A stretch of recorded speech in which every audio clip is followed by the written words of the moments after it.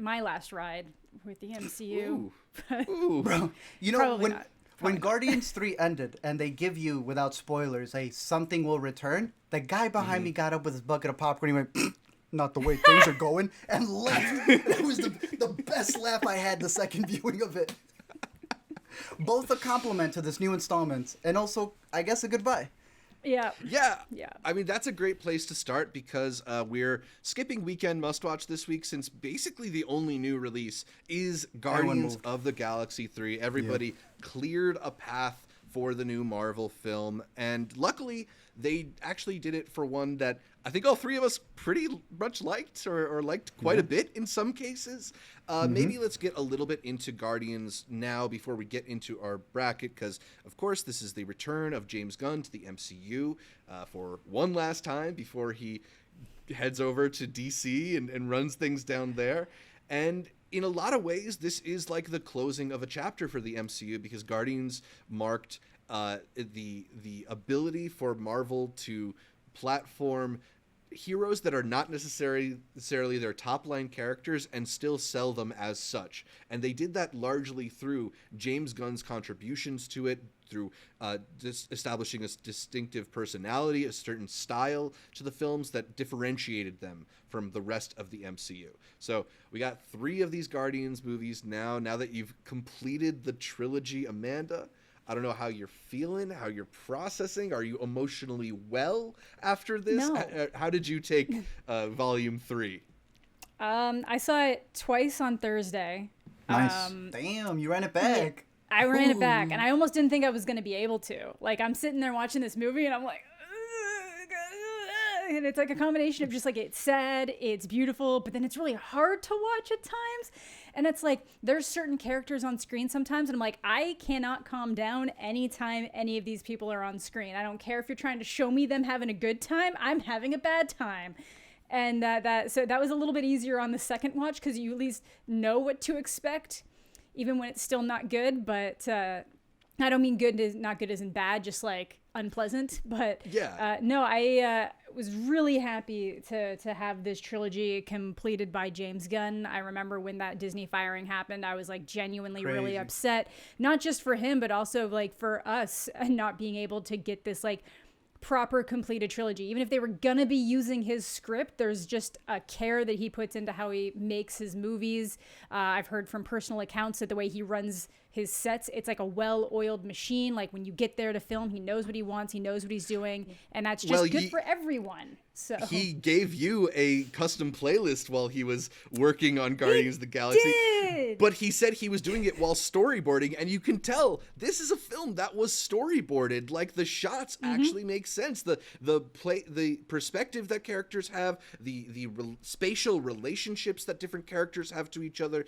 It's on a level that I think is a lot higher than we normally get from the MCU. Just the ability that Gunn has to put his characters into a completely made-up environment and have it not feel like a completely made-up environment does so much. And particularly given, coming off of films like Quantumanium that feel like they exist in a void, I think just the tangibility of things like this, going to that one weird like prisonish planet that looks like a brain Butthole. Almost like I don't know what it is, but it's just like those gems. touches are what separate James Gunn as a director of these types of superhero films from a lot of other directors. Arturo, we talked about it briefly last week, but what were your major reactions to Guardians of the Galaxy Volume 3? It's one of those trilogies that once it closes out, I went back and rewatched all of them. It makes the entire thing better. It's also so commendable that these characters, the way the MCU works, need to be borrowed by other people in some of the most massive, movies in order to, finish that saga. And yet, he's able to take what they had to do with his characters and still create something beautiful. Like, the fact, as Amanda said, that he's able to go to work and has this well-oiled machine. I love the movie, not even as an MCU product. Yes. As a James Gunn film. That's, I think, where, as we go through this bracket, all 3 of them. Those are the movies that stand out the most. Not something that's part of the machine, but something that stands out and feels human. So the fact that this isn't really like the closing to the Guardians as much as it is this team, it really is a goodbye to James Gunn more than it is a goodbye to any of these characters. Because it's not just James. He's probably going to bring a lot of those actors to the DC. He is, absolutely. And I think he's going to bring the entire filmmaking team. So you are really saying goodbye to every single person in that credits. When the movie ends, not too much of a spoiler, but it feels like a scrapbook of his memories filming more than it feels a goodbye to these characters who some may still remain, some may not. So I'm very curious to see how that's going to end up affecting the MCU as a whole. Because like we say, it almost feels not just a goodbye to this team, but a lot of people are feeling like they just grew up, right? Like it's been 15 years, and I don't know. I feel like a lot of people see this as a goodbye to what once was. Another trilogy is Captain America. He's gone. Another trilogy is Iron Man. He's gone. And this one that many consider to be the best. They're done. So it's all over, guys. This is the end of us three here as well. We will all be going on to different properties. It's bittersweet, but at the same time, that's what makes it so effective. And you had mentioned this last week as well. It's not afraid to push the PG-13. Oh, yeah. And I like that. Yeah. Absolutely. Like a lot of the Marvel movies, just by virtue of having to appeal to a wide audience, kind of are like kiddie food a little bit. Like I don't want to demean the movies right before we start talking about all of them, but like this is the only one that I can remember that I would not recommend to children. There are upsetting images in this. All the stuff with animals is like I don't think it's crossed the line the way that a lot of people are really reacting very viscerally to it, but it's not something that I would feel very comfortable with young children seeing. Amanda, how did you feel about how like edgy it is, the hard PG-13 nature of it, that Marvel dropped their first ever F-bomb? F-bomb. That was like the least disturbing part for children, honestly. I do honestly still think that some of Multiverse of Madness felt like it pushed things further in terms of like the horror aspect, or of like, wow, I can't believe that they're going to show this. This was more just like sensitive issues, because there's even like some clips in the trailer that don't make it into the movie in terms of what you think is going to happen with like a certain character's backstory, and they really don't show it, but it's like the implied knowledge. It's how effectively they have these literally CG fake animals behaving, and just the like the shaking and like the little things. It is like so disturbing to look at and be around, and that's what I mean by certain characters being on screen and I'm already uncomfortable, because I just assume the worst is going to happen, and then like some of the worst is happening. So it's it is a lot. I remember sitting there the whole time being like, man, I hope that group of kids that came in behind me aren't actually in this auditorium. I hope they went to see Mario, because it's just like even just the opening scene is like, even after the initial, like I so much fear just in that opening like 20 seconds, and there's like nothing really happening except like a hand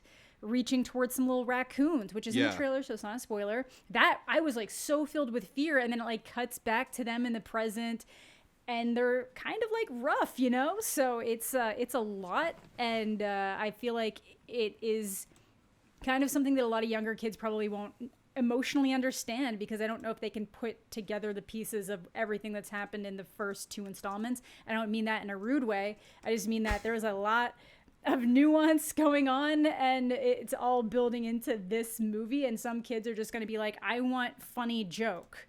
Mm-hmm. And they'll get it, but then there's all this other stuff going on at the same time that they're just like not gonna get. It's funny, bro. Mantis the second time around had me dying.